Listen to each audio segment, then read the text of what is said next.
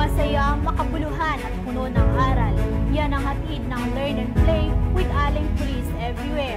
Isang espesyal na araw na inorganisa ng PNP Women and Children Protection Center para sa mga piling mag-aaral ng P. Bernardo Elementary School sa Quezon City.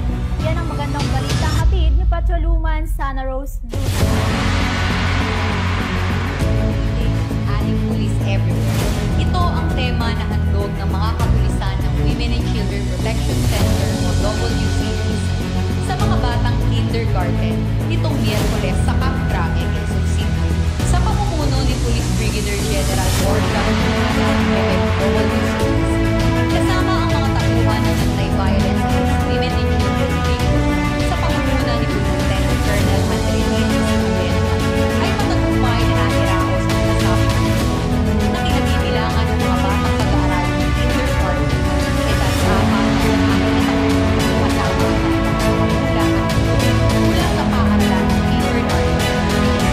Ang layunin ng nasabing aktibidad ay mas mapaigting ang ugnayan ng kapulisan sa politiko at pagsagawa ng interactive activities na mas pagpapalapit sa mga mamamayan, lalo na sa mga bata, kung kaya't nagsagawa ng isang educational tour sa PNP.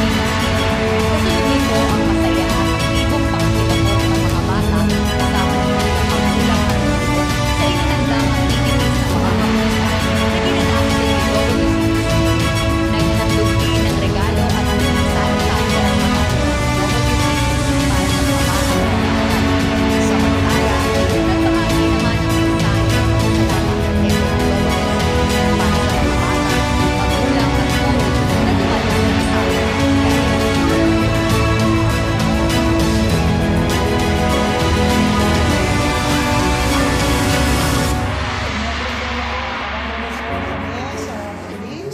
Pupunta po kami sa inyo. Anytime po, i-share mo kami ng paningil.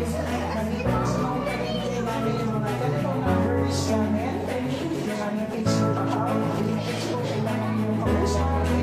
Sa pamag-usahan, alaga, pag-uligtas sa ating mga anak.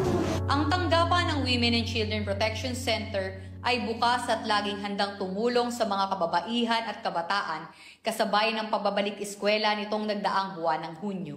At kung may nais kayong isumbong kay Aling Pulis, maaari kayong tumawag o mag-chat sa aming WCPC helpline.